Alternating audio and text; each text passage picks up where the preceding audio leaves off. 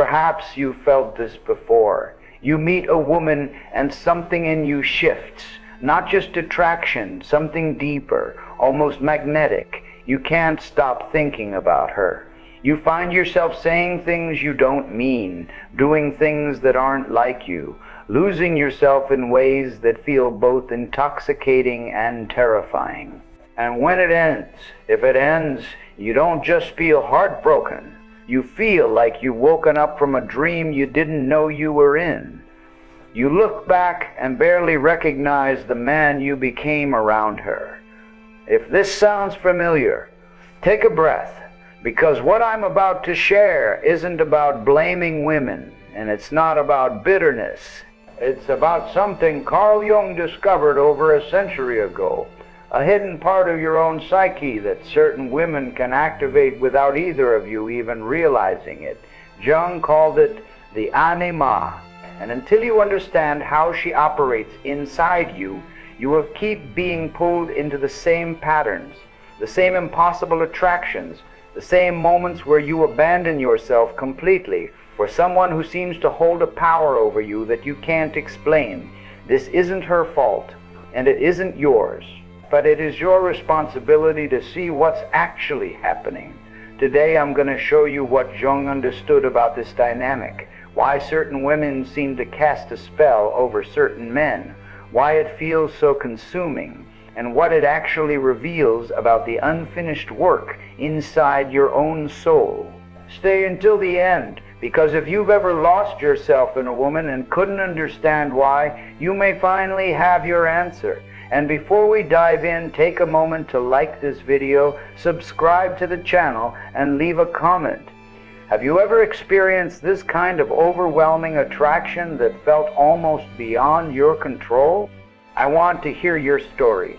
Let's start with something that might unsettle you. The woman you're obsessed with, the one who consumes your thoughts, the one who makes you feel more alive than anyone else, she may not be entirely real. Not in the way you think she is. I don't mean she's imaginary. She exists. She has her own life, her own thoughts, her own complexities. But the version of her that lives in your mind, the one that haunts you, the one you do almost anything for, that version is partly your own creation. And Jung would say that creation has a name.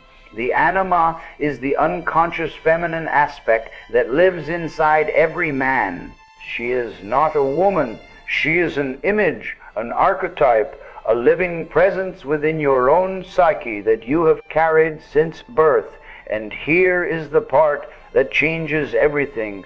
When you meet a woman who matches your anima's image, something extraordinary happens. You stop seeing her as she actually is. You see her through the lens of this inner figure, and suddenly she becomes luminous, magnetic, impossibly significant. This is why some women feel different. Not because they are objectively more beautiful or more interesting than others, but because something in them resonates with the hidden feminine image you carry inside. Your psyche recognizes her, not as a stranger, but as something it has been searching for your entire life. And this is where the danger begins, because you are not falling in love with a woman. You are falling in love with a projection. You are worshiping an image that belongs to you, not to her. And she, the real woman standing in front of you, gets buried beneath the weight of what you need her to be. Think about this for a moment. Have you ever idealized a woman so completely that you couldn't see her flaws? Have you ever felt devastated by behaviors that, in retrospect, should have been obvious from the start? Have you ever looked back at a relationship and wondered how you could have been so blind? This is the anima at work. She doesn't want you to see clearly. She wants to be reunited with her image, and she will use any woman who fits that image to try to come home. Jung said that a man's first encounter with the anima is almost always through projection. You meet a woman, and suddenly she carries all of this unconscious material that you have never examined.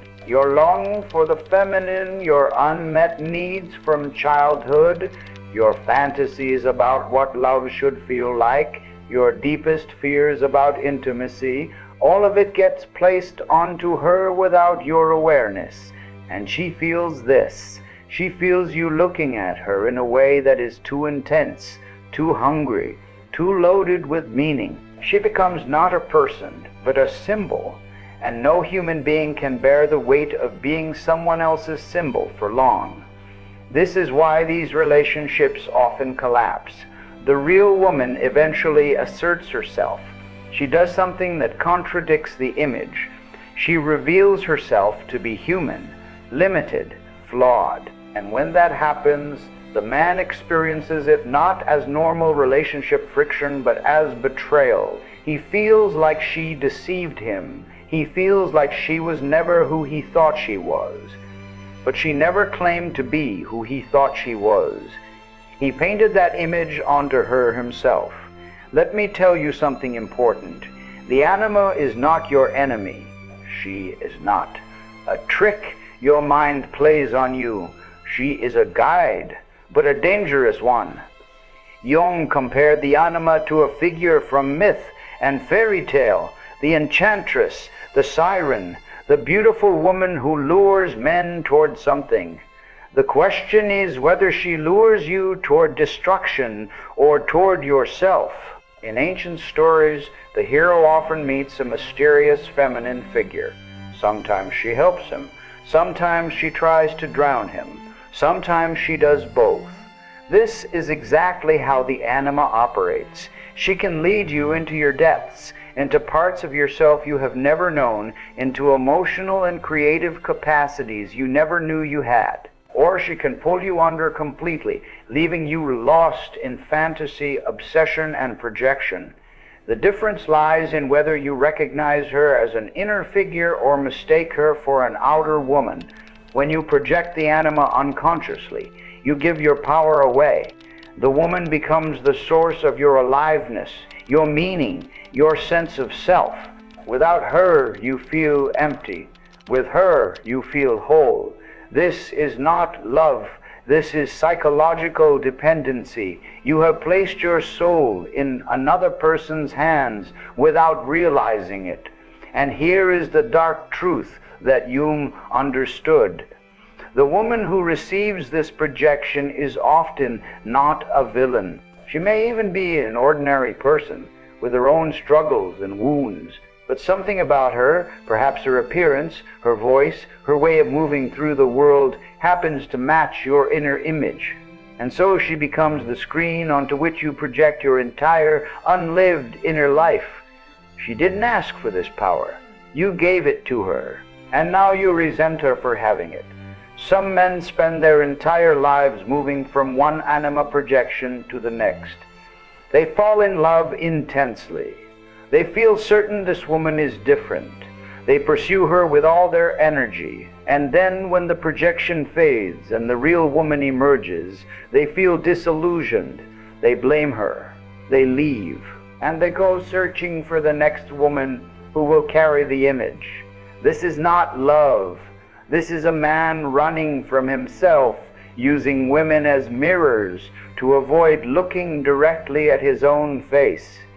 Jung was very clear about this. The work is not to find the right woman. The work is to withdraw the projection. The work is to meet your own anima, to know her, to integrate her into your conscious personality. Only then can you see women as they actually are. Only then can you love a real person rather than an image. But how does this happen? How do you withdraw a projection you don't even know you're making? The first step is recognition. You have to catch yourself in the act.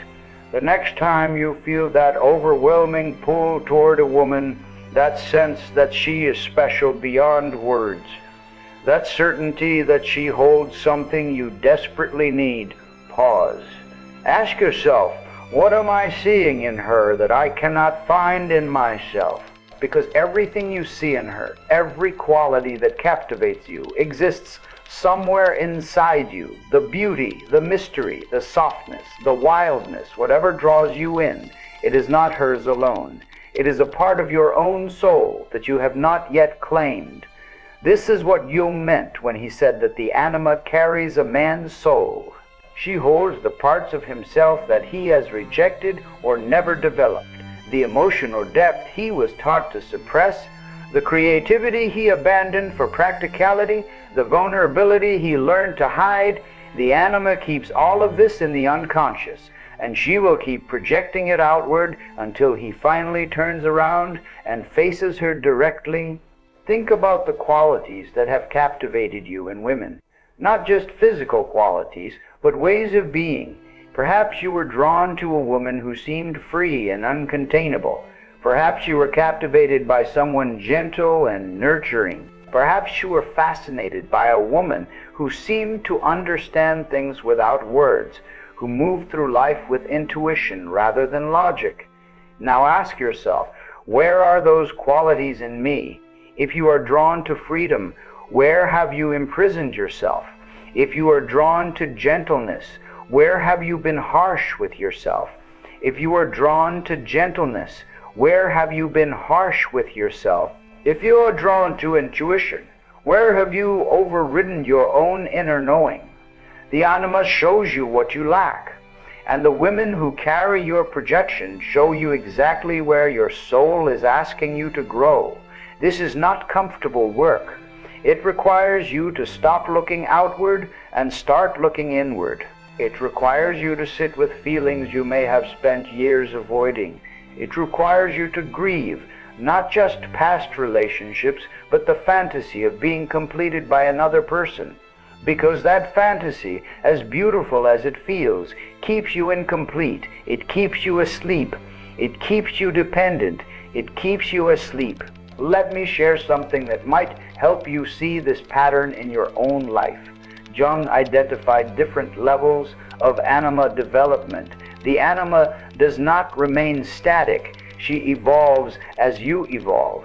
And you can often trace your relationship history through the stages of her growth. The first stage Jung called Eve. At this level, the anima is purely biological. She is the fertile woman, the mother figure, the object of physical desire. When a man is caught at this stage, he relates to women primarily through their bodies. He sees them as sources of comfort, nurturing, or sexual satisfaction. He does not yet see the woman as a full person with her own interior world. Many men get stuck here. They move from woman to woman, seeking Eve, seeking the mother who will care for them, or the body that will please them. And they wonder why their relationships feel empty, why the initial intensity fades, why they keep searching for something they cannot name. The second stage Jung called Helen, after Helen of Troy. At this level, the anima becomes the romantic ideal.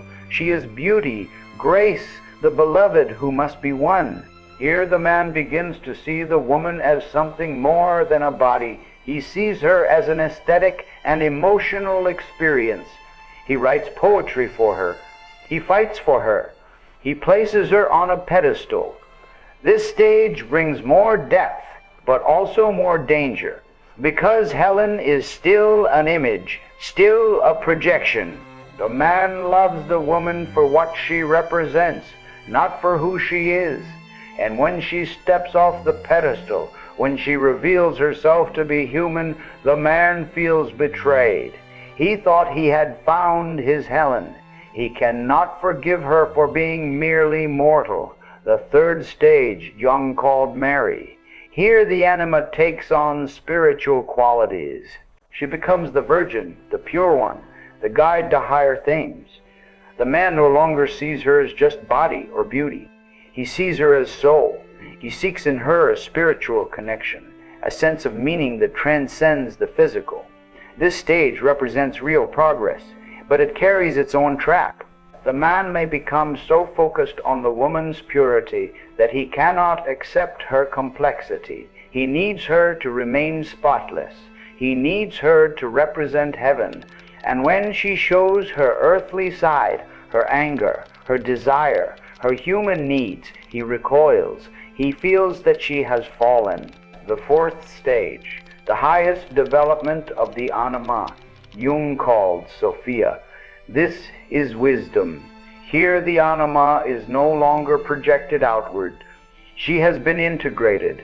The man no longer needs a woman to carry his soul, because he has found his soul within himself. He can finally see women as they are, complete human beings with their own journeys, their own struggles, their own depths. At this stage, love becomes possible in a way it never was before. Not the desperate grasping of projection, but a genuine meeting of two whole people. The man does not need the woman to save him. He does not need her to complete him. He simply wants to walk beside her, two souls accompanying each other through life. Few men reach this stage without conscious effort. The anima does not mature automatically. She requires attention, dialogue, integration, and most men never give her that attention. They simply keep projecting, keep searching, keep wondering why they cannot find what they're looking for. Now let me ask you something directly. Where are you in this progression? Be honest with yourself. When you think about the women who have captivated you, what were you really seeking? Were you seeking a mother, a beauty, a saint, or were you seeking yourself? There is no shame in recognizing where you are. The only shame would be in refusing to grow. Jung said something else that relates directly to this discussion. He said that the anima is the archetype of life itself. She represents everything that pulls a man toward experience, toward feeling, toward engagement with the world. Without her, a man becomes dry, rigid, cut off from his own vitality. But possessed by her, he loses all stability, all center, all capacity for clear thought. This is the tightrope you must learn to walk. You cannot reject the anima. You cannot cut yourself off from the feminine principle within you. If you try, you will become a shell, a man who functions but does not live. But you also cannot let her possess you. You cannot let your life be dictated by projections and obsessions and the endless chase after women who carry your unintegrated soul. The goal is relationship, not the rejection of the anima, but a conscious dialogue with her. Jung recommended various practices for this, including active imagination, where you learn to speak directly with these inner figures. You treat them not as abstract concepts, but as living presences within your own psyche. You ask them what they want. You listen to what they say. This might sound strange if you have never tried it. How can you talk to a part of yourself? But the unconscious is not merely a storage place for forgotten memories. It is alive. It has its own intelligence, and the figures within it, the anima included, have their own perspectives, their own wisdom, their own needs. When a man learns to dialogue with his anima, something remarkable happens. The compulsive power of projection begins to weaken. He no longer needs women to carry his inner feminine because he is in relationship with her himself. He can meet a beautiful woman and appreciate her beauty without falling into obsession. He can feel attracted without losing himself. He can love without abandoning his own center. This is freedom. Not freedom from women, but freedom to love them clearly. Let me tell you about the shadow side of the anima, because this is where things become even darker. When the anima is rejected or ignored, she does not simply disappear. She goes underground, and from the unconscious she begins to sabotage. A man who is denied his anima often becomes bitter, critical, moody in ways he cannot explain. He picks fights for no reason. He feels irritable without cause. He finds himself saying cruel things and not knowing why. This is the anima's revenge. If you will not acknowledge her, she will make herself known through your worst moods, your most irrational behaviors. Jung called this being anima possessed. The man is no longer in control. The rejected feminine has taken over from within, and he becomes what many men secretly fear: emotional, unstable, driven by feelings he cannot understand. You have probably seen this in other men. Perhaps you have seen it in yourself. The man who seems fine until something triggers him, and suddenly he's in the grip of something that doesn't even feel like him. The cold rage, the childish tantrum, the sulking silence, the cutting remark that wounds everyone in the room. This is not weakness. This is unintegrated anima. This is what happens when a man refuses to know himself and so is controlled by what he refuses to know. The women in such a man's life often bear the brunt of this. Because his anima is wounded and rejected, he unconsciously punishes the women who remind him of her. He might become controlling, critical, dismissive. He might withhold love or affection. He might alternate between idealizing a woman and devaluing her, unable to find any stable ground. And all the while, he does not understand why. He thinks it's her fault. He thinks he just keeps choosing the wrong women. He does not see that the problem is inside him, that the feminine he rejects in himself, he cannot help but reject in others. This is why the work of integration is so important. It is not just about having better relationships, though that is a gift. It is about becoming a whole person. It is about no longer being controlled by forces you refuse to acknowledge. It is about claiming every part of yourself so that no part can claim you. Let me speak now about something that complicates all of this. The women who tend to activate a man's anima most powerfully are often women with their own psychological complexity. They may carry wounds that resonate with his wounds. They may have an intensity that matches his intensity. The connection feels so deep because both people are unconsciously recognizing something in the other. Jung would say that these relationships are not accidents. The unconscious is always seeking wholeness, and it will draw you toward people who carry what you need to integrate. But this can create enormous suffering when both people are unconscious of the dynamic. Picture this. A man meets a woman who perfectly matches his anima image. She seems to understand him without words. She seems to see into his soul. He has never felt so known, so met. He is certain this is the love he has been waiting for his entire life. But she is also projecting onto him. Perhaps she matches her animus, the masculine figure that lives in a woman's unconscious. She sees in him the hero, the father, the wise guide she has been seeking. They are both lost in mutual projection, both worshiping images rather than seeing people. For a while, this can feel like magic. The intensity of mutual projection creates an almost unbearable beauty. Both people feel like they have found their missing half. Both people feel complete for the first time in their lives, but it cannot last. Eventually, the real people behind the projections begin to emerge, and when they do, both people feel betrayed. You're not who I thought you were. You changed. What happened to us? Nothing happened. The projections simply faded, and reality appeared. But because neither person understood what was happening, both experience it as loss, as failure, as proof that love is impossible.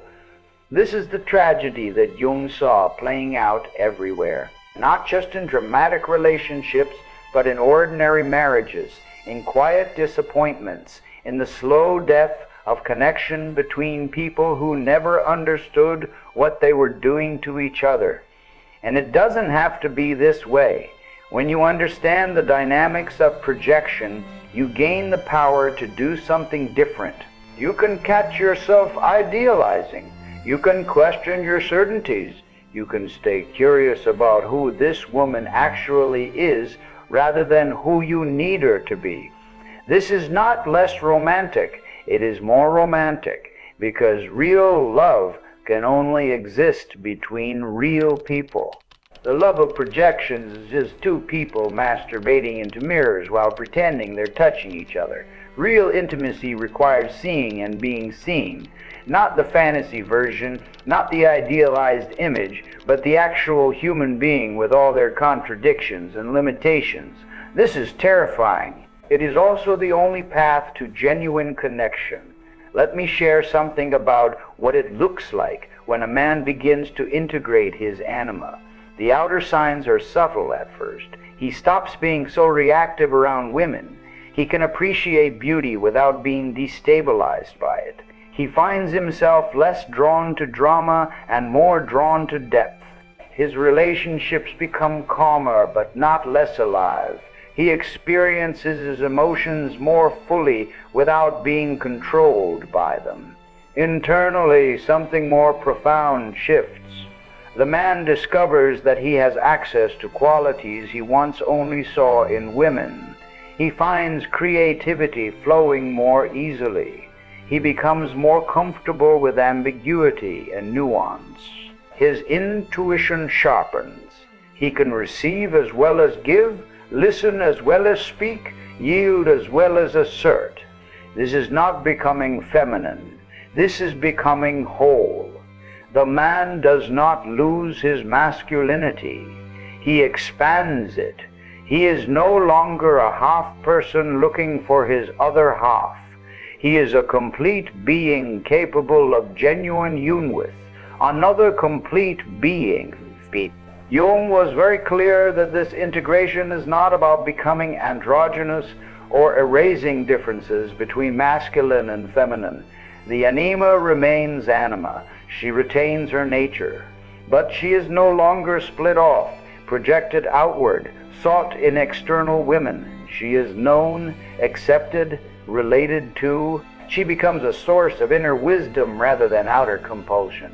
And here is something beautiful. When a man integrates his anima, he often becomes more attractive to women, not less, because he is no longer grasping, no longer desperate, no longer desperate, no longer desperate, no longer looking at them with hungry eyes that say, "Please, complete me." He is present. He is centered. He is capable of seeing them clearly. And women at a deep level recognize this. They feel safe with a man who does not need them to carry his soul. The needy man might generate initial attraction through his intensity, but that intensity eventually becomes suffocating. The woman feels the weight of his projections. She feels that she can never be herself around him because he needs her to be someone else, and eventually she pulls away. The integrated man offers something different. He offers space. He offers presence. He offers the rare gift of being seen as she actually is. And this creates a foundation for love that projection can never provide. Now I want to address something directly. Some men, hearing about the anima, will try to use this knowledge as a weapon. They will tell themselves that they need to suppress all intense attraction. They will become suspicious of their feelings. They will try to analyze away their desires. This is not the answer. The anima is not your enemy. Your feelings toward women are not something to be eliminated. They are something to be understood. Jung never said to stop feeling attracted to women. He said to know what is happening when you feel that attraction. He said to notice when the intensity crosses from appreciation into obsession, from love into possession, from meeting a person into worshiping an image. You can feel the full fire of attraction and still remain conscious. You can desire a woman deeply and still see her clearly. These are not opposites. They are the mark of an integrated man. The goal is not cold detachment. The goal is passionate clarity, the ability to feel everything while knowing what you're feeling, the ability to love fully while remaining yourself.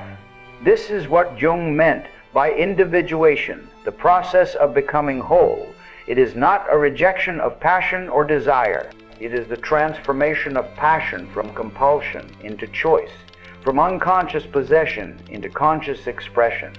Let me tell you what happens in the psyche when you begin this work. At first, there is often grief. You realize that relationships you thought were love were actually projection. You see how much you missed, how many women you failed to truly see because you were too busy worshiping images. This can be painful. It can bring up regret. But through the grief, something else emerges: freedom. You are no longer at the mercy of every beautiful woman who crosses your path. You no longer abandon yourself at the first sign of attraction. You can stand in the fire without being consumed, and paradoxically this makes the fire burn brighter. Because when you are not afraid of your feelings, when you do not have to defend against them or control them, you can actually experience them fully. The man who integrates his anima feels more, not less, but he feels it consciously. He holds it rather than being held by it. There is another dimension to this that we should discuss. The anima is not just about romantic relationships. She affects a man's entire relationship with life. When the anima is projected outward, the man lives a divided existence. He is either inflated or deflated, depending on whether a woman is reflecting his image back to him. His sense of meaning depends on external validation. When the anima is integrated, the man discovers an internal source of meaning. He no longer needs a woman to make him feel alive because he has access to the life force within himself. He no longer needs a relationship to feel complete because he has relationship with his own depths. This does not mean he doesn't want partnership. It means he wants it for the right reasons. Not to escape himself, not to be completed, not to have someone carry his soul, but to share his wholeness with another whole person. This is the only foundation for lasting love. Jung wrote that a man without a relationship to his anima is only half alive. He is cut off from his own creativity, his own intuition, his own emotional depth. He may be successful in worldly terms, but he will feel a persistent emptiness that nothing external can fill. The women he pursues are attempts to fill this emptiness, but no woman can give him what he has not given himself. No relationship can complete what he has refused to integrate. He will keep searching and searching, and every time he finds what he thinks he's looking for, it will eventually disappoint him, because he is looking for himself in the wrong place. Turn around. What you seek is within you. The feminine principle, the life force, the soul itself. She is not out there. She is in here. And until you know her, you will keep projecting her. You will keep losing yourself in women. You will keep wondering why love is so hard. The work is inner work. It always was. Let me share some practical guidance for this work. The first step, as I said, is recognition. Start noticing when you're projecting. The signs are intensity that exceeds the situation, certainty before you really know someone, the sense that this person is uniquely special in ways you cannot articulate. When you catch yourself projecting, don't try to stop the feelings. Instead, become curious about them. Ask yourself what qualities you're seeing in this woman. Write them down. Really look at them. Then ask yourself where those qualities live in you. Not in potential, but in actuality. Where have you expressed them? Where have you suppressed them? What would it mean to develop these qualities in yourself? This is not a one-time exercise. It is a lifelong practice. The anima is subtle. She will keep projecting until you have fully integrated her. And that integration is not a destination, but an ongoing process. Another practice Jung recommended is active imagination. In a quiet moment, close your eyes and invite the anima to appear. This might feel strange at first, but the unconscious responds to sincere invitation. An image may come, a figure, a face, a presence. When she appears, ask her what she wants. Ask her what she needs from you. Listen to what she says. This is not fantasy. This is dialogue with a real part of yourself. The anima has her own intelligence, her own perspective, her own desires. When you learn to hear her, you no longer have to act out her demands unconsciously. You can meet her needs consciously.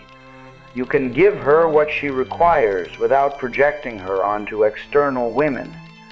Dreams are another doorway. The anima often appears in dreams as various female figures. Pay attention to the women who appear in your dreams, especially those who evoke strong feelings. They carry messages from your unconscious. They show you aspects of your own feminine principle. Keep a dream journal. When a significant female figure appears, dialogue with her. Ask her what she represents. Ask her what she wants to teach you. The unconscious speaks in symbols, but symbols can be understood by those who make the effort. Finally, notice how you relate to the feminine in everyday life. How do you respond to emotions, your own and others? How do you relate to beauty, to nature, to art? How do you treat the women in your life, not just romantic partners, but all women? The anima is present in all of these interactions. When you dismiss emotions as weakness, you reject the anima. When you cannot appreciate beauty without needing to possess it, you are still projecting. When you treat women as objects or ideals rather than people, the anima remains unconscious. Integration happens in the small moments, not just in meditation or analysis. It happens in how you live, how you relate, how you meet the feminine principle wherever it appears. I want to close with something Jung said that has stayed with me. He said that the anima is the archetype of life itself. To reject her is to reject life. To project her is to chase life outside yourself. To integrate her is to become life, to let the life force flow through you without obstruction. This is what is possible for you, not just better relationships, though that will come, not just freedom from obsession, though that will come too, but a fundamental aliveness, a sense that you are participating in existence rather than watching it from outside. The men who do this work become different. There is a depth to them, a groundedness, a capacity for feeling that does not threaten their stability. They can love passionately without losing themselves. They can appreciate beauty without being enslaved by it. They carry their own center wherever they go, and the relationships they have, when they choose to have them, are different too. Not the desperate clinging of projection, not the endless cycle of idealization and disappointment, but genuine meeting, two people seeing each other clearly, choosing each other consciously, walking together without needing to own or complete each other. This is what Jung meant when he spoke about becoming whole. It is the great task of the second half of life, the work that no one can do for you, the journey that leads not outward to the perfect woman, but inward to the soul itself. So I leave you with this. The next time you feel that magnetic pull toward a woman, the next time something in you shifts and you feel certain she is the one, pause, take a breath. Remember what you now know. Ask yourself, what am I projecting? What am I seeking outside myself that can only be found within? What is my anima showing me about the work I have yet to do? And then do the work. Not to get the woman, not to have better relationships, not to gain any external reward. Do the work because you are tired of being possessed by forces you do not understand. Do the work because you want to be whole. Do the work because your soul deserves to be known, and no one can know it but you. The women you meet along the way will be mirrors, teachers, companions. Some will stay, some will go, but none of them would be your salvation. That was never their job. Your salvation is your own responsibility. Your wholeness is your own creation. And when you finally stop looking for yourself in the eyes of women, when you finally turn around and face the anima within, you will find something waiting for you that was always there. Your own soul, your own depths, your own source of meaning and aliveness. She was never in them. She was always in you. And now, at last, you can bring her home. Thank you for staying until the end. If this spoke to something in you, share it with someone who needs to hear it. And take a moment to reflect, not just on what you've learned, but on what you're going to do differently now that you know. The anima is waiting. She has been waiting your whole life. Will you finally turn and meet her?